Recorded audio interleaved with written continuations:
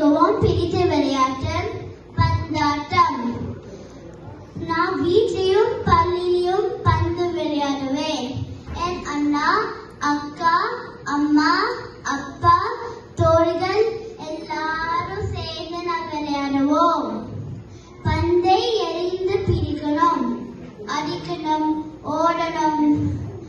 பந்துடன் விளையாடும் போது உடம்பு வலுப்பெறும், வேகம் கூடும்.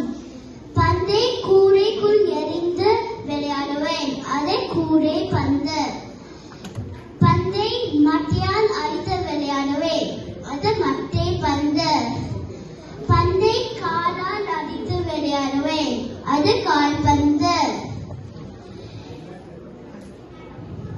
பந்தோடு நான் பந்தாடும் நாள், பசுமை பூமி புன்னகைக்கும் வாழ் நாள். வாத்தியார்